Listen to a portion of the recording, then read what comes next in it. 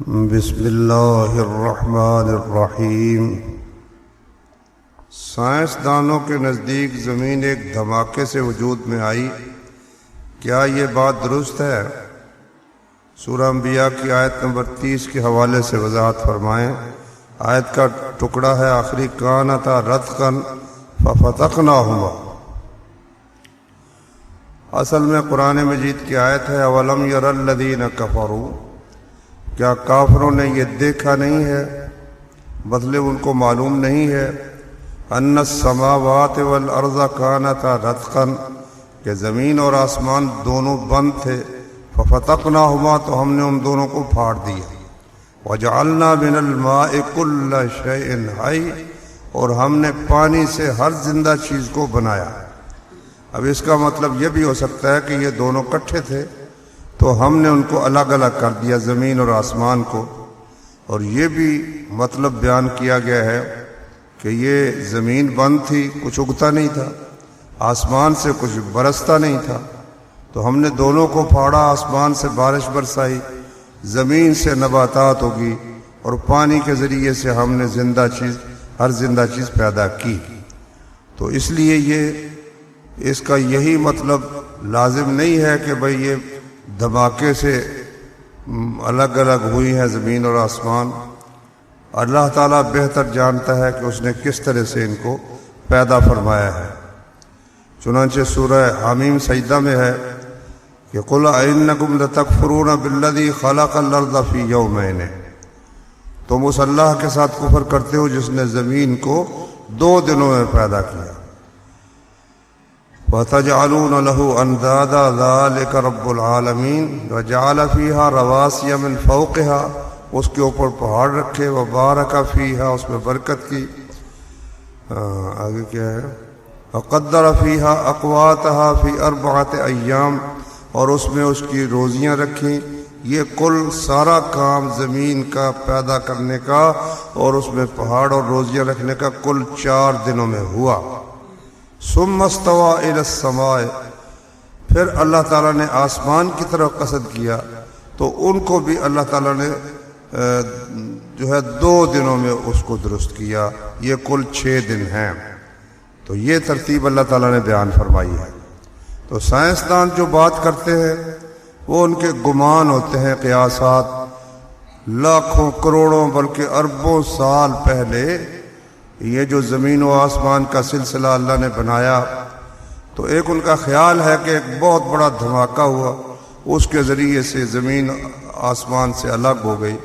بس ایک اندازہ ہے، وہ درست بھی ہو سکتا ہے، غلط بھی ہو سکتا ہے، لیکن قرآن کی آیت کا یہی مطلب ہو یہ ضروری نہیں ہے۔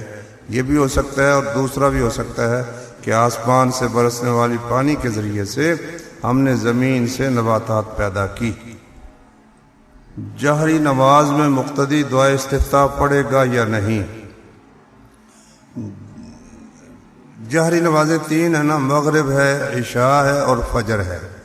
جب تک امام پڑھنا شروع نہ کرے الحمدللہ رب العالمین، اس وقت مقتدی یہ دعا ضرور پڑھے گا، سبحانک اللہم و بحمدک یا اللہم باعد بینی، اس کو دعائے استفتاح کہتے ہیں۔ لیکن جب امام سورہ فاتحہ پڑھنا شروع کر دے، پھر مقتدی سوائے سورہ فاتحہ کے کوئی چیز نہیں پڑھے گا۔ اگر 2 بندے نماز پڑھ رہے ہوں جماعت کے ساتھ اور تیسرا بندہ آ جائے، اور جو 2 نماز پڑھ رہے ہیں وہ تشہد بھی ہوں اور آخری رکعت ہو، تیسرا بندہ ان کے ساتھ ملنا چاہے تو کیسے ملے گا؟ وہ آسان حل ہے، وہ مقتدی جو دائیں طرف اس کو ہاتھ لگا دے، وہ اٹھ کر پیچھے آ جائے اور دونوں مل کر بیٹھ جائیں۔ اگر قیام میں صرف سورہ فاتحہ پڑھی جائے، اس کے ساتھ کوئی دوسری صورت نہ ملائی جائے، تو کیا نماز درست ہوگی؟ ہاں، حضرت ابو ہریرہ رضی اللہ عنہ سے صحیح حدیث ہے کہ اگر تم سورہ فاتحہ پڑھ لو اور اس کے ساتھ کچھ اور ملاؤ تو بہتر ہے، اور اگر صرف سورہ فاتحہ پڑھ لو تو نماز تمہاری ہو جائے گی۔ تو اس لیے سورہ فاتحہ نہ پڑھی جائے تو نماز نہیں ہوتی، اگر پڑھ لی جائے اس کے ساتھ کچھ اور پڑھے تو اچھا ہے، بہتر ہے، نہ پڑھے تو نماز ہو جاتی ہے۔ اگر کسی عورت نے اپنے خاوند سے خلع لے لیا ہے، اس کے بعد پھر وہ عورت اسی آدمی سے نکاح کرنا چاہتی ہے، اس کا شریعت میں کیا حکم ہے؟ وہ بھائی نکاح کر سکتی ہے، صرف ایک صورت میں نکاح نہیں ہو سکتا، جب خاوند ایک طلاق دے پھر رجوع کر لے، پھر طلاق دے کسی وقت پھر رجوع کر لے، پھر تیسری طلاق دے، اب تیسری طلاق کے بعد رجوع بھی نہیں کر سکتا، نکاح بھی نہیں کر سکتا۔ خلا میں تو طلاق ہوئی ہی نہیں ہے، مرد کی طرف، مرد تو طلاق دینا چاہتا ہی نہیں ہے، یہ تو عورت کی طرف سے تقاضا ہے، اور وہ جو قاضی ہے وہ ان کا فیصلہ کر دیتا ہے کہ حق مہر عورت واپس کر دے اور وہ اس کو چھوڑ دے، تو اب نکاح فسخ ہو گیا، ختم ہو گیا، اور عورت کی عدت بھی صرف ایک حیض ہے۔ اب اس کے بعد اگر ان کی صلح ہوتی ہے تو نکاح نیا کرنا پڑے گا۔ تصویر بنوانے کا کیا حکم ہے، اور کیا فوت شدہ علماء کی ویڈیوز دیکھی جا سکتی ہیں؟ تصویر بنوانے کا حکم تو آپ سنتے ہی رہتے ہیں، رسول اللہ صلی اللہ علیہ وسلم نے اسے منع کیا ہے۔ تو اب اہل علم نے ضرورت کے تقاضے کے مطابق، کہ چونکہ مجبوری ہے، کفار تصویر کے ذریعے سے اپنے کفر کو پھیلا رہے ہیں، اس لیے ان کے مقابلے کے لیے اگر کوئی اس قسم کے علماء کی تقریریں ہوں تو اس کی گنجائش نکالی ہے، تو اس قسم کی پھر ویڈیو آپ دیکھ سکتے ہیں، پہلے بھی اور بعد میں بھی۔ کہا جاتا ہے کہ رسول اللہ صلی اللہ علیہ وسلم باعث تخلیق کائنات ہیں، کیا یہ بات ٹھیک ہے؟ بھائی اس کی کوئی دلیل نہیں ہے، ایک عبارت بنائی ہوئی ہے لوگوں نے، لولا کا لما خلقت الافلاق، اگر تو نہ ہوتا تو میں افلاق کو پیدا نہ کرتا، لیکن یہ بالکل کہیں بھی رسول اللہ صلی اللہ علیہ وسلم سے ثابت نہیں ہے، باطل ہے بالکل۔ بلکہ قرآن میں اللہ نے فرمایا وما خلقت الجن والانس الا لیعبدون، میں نے جن و انس کو اس لیے پیدا کیا ہے کہ وہ میری عبادت کرے، رسول اللہ صلی اللہ علیہ وسلم کے لیے پیدا نہیں کیا۔ صلاۃ الحاجہ کا کیا حکم ہے؟ صلاۃ الحاجہ کی جو حدیث ہے نا کہ 2 رکعتیں پڑھے اور پھر وہ جو دعا ہے لا الہ الا اللہ الحلیم الکریم سبحان اللہ رب العرش العظیم، وہ روایت تو کمزور ہے، لیکن قرآن مجید میں جو اللہ نے فرمایا وَاسْتَعِينُوا بِالصَّبْرِ وَالصَّلَاةِ، کہ صبر اور نماز کے ساتھ مدد حاصل کرو، تو اس سے یہ معلوم ہوتا ہے کہ کوئی اگر اللہ سے کام ہو تو نماز پڑھے اور اللہ تعالیٰ سے دعا کرے۔ میں نے دیکھا ایک قبرستان میں ایک قبر پر نام لکھا ہوا تھا محمد وقاص، اور محمد پر صلی اللہ علیہ وسلم پڑھا ہوا ہے، یہ کیسا ہے؟ یہ جو محمد نام رکھا گیا ہے کسی شخص کا، یہ محمد وہ تو نہیں ہے نا جو اللہ کے آخری پیغمبر ہیں۔ اب ایک کا نام ہی محمد ہے تو اس کو آواز دی جاتی محمد، تو اب نبی کریم صلی اللہ علیہ وسلم کو تو محمد کہہ کر پکارنا ہی حرام ہے، نام لے کر پکارنا جائز ہی نہیں ہے۔ تو یہ جو نام لیا جاتا ہے یہ نبی کریم صلی اللہ علیہ وسلم کا اس وقت نام نہیں ہوتا، بلکہ اس شخص کا نام ہوتا ہے، اس لیے اس پر صلی اللہ علیہ وسلم کا لفظ نہیں ہونا چاہیے۔ اگر امام ٹوپی نہ پہنے تو کیا نماز ہو جاتی ہے؟ امام ہو یا مقتدی ہو، سر پر کپڑا لینا کوئی ضروری نہیں ہے۔ نبی کریم صلی اللہ علیہ وسلم نے جب عمرہ کیا اور جب حج کیا تو آپ کا سر ننگا ہی تھا، ایک چادر نیچے پہنی ہوئی تھی ایک اوپر تھی۔ اگر ضروری ہوتا تو جس طرح عورتوں کا احرام ہے، احرام میں بھی ان کے سر پر کپڑا ہونا ضروری ہے، ننگا نہیں کر سکتی، تو پھر مردوں کے لیے بھی ایسا ہی ہوتا، تو اس لیے مردوں کے لیے کوئی ضروری نہیں ہے۔ امام بھی اگر سر پر کپڑا نہ لے تو کوئی حرج کی بات نہیں ہے۔ ایک آدمی شادی کرتا ہے، اس سے اولاد بھی ہوتی ہے، تو وہ دوسری شادی کرتا ہے تو وہ کسی کو بتاتا نہیں، نہ اپنی بیوی کو نہ بچوں کو، اور پھر وہ دوسری بیوی کو پہلی سے علیحدہ رکھتا ہے۔ کیا ایسا کرنا جائز ہے؟ بھائی ایسا کرنا جو ہے، نکاح خفیہ رکھنا تو جائز نہیں ہے، بلکہ نکاح مشہور ہونا چاہیے، اس کا لوگوں کو علم ہونا چاہیے کہ یہ اس کی بیوی ہے۔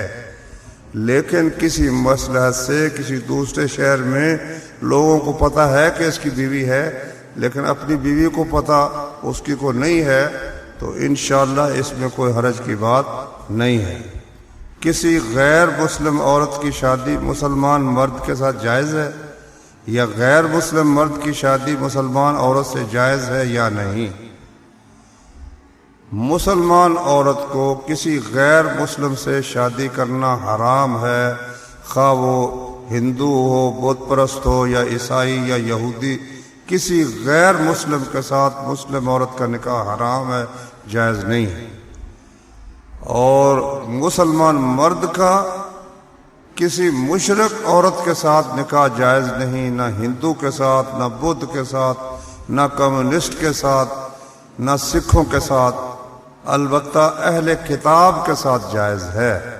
اہل کتاب مطلب یہودی یا عیسائی عورت ہے تو اس کے ساتھ نکاح کرنا جائز ہے۔ نماز پڑھتے وقت اگر کوئی ضروری بات پوچھ لے تو کیا اس کا جواب دینا چاہیے یا نہیں؟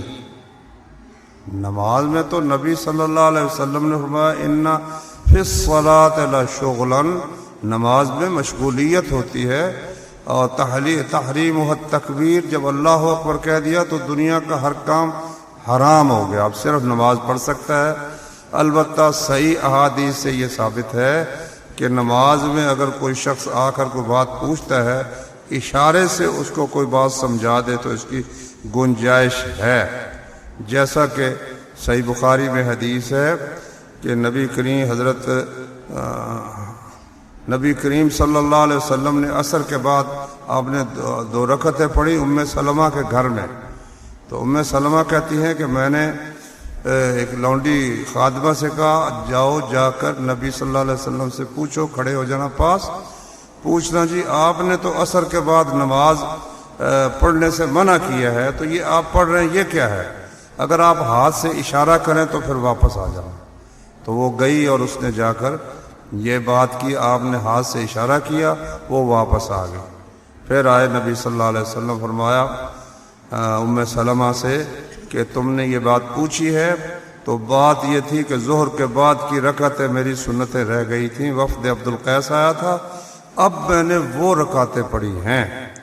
تو اس سے ایک تو یہ معلوم ہوا کہ نبی صلی اللہ علیہ وسلم سنتوں کی کس قدر پابندی کرتے تھے، جو رہ جاتی وہ بھی پڑھتے تھے، ہمارے جیسا حال نہیں تھا نبی صلی اللہ علیہ وسلم کا۔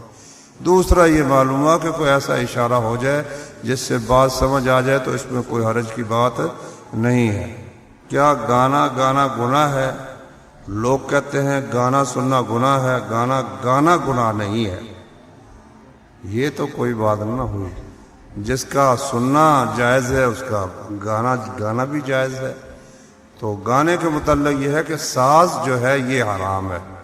نبی صلی اللہ علیہ وسلم نے فرمایا مجھے، صحیح بخاری میں حدیث ہے، مجھے اس لیے بھیجا گیا ہے، ہاں یہ ابو داؤد وغیرہ میں ہے، کہ میں باجے گاجے جو ہیں ان کو مٹا دوں۔ اور بخاری میں حدیث ہے کہ میری امت میں سے کچھ لوگ ہوں گے جو باجوں کو حلال کر لیں گے۔ یہ دلیل ہے اس بات کی کہ باجے اور ساز حرام ہیں۔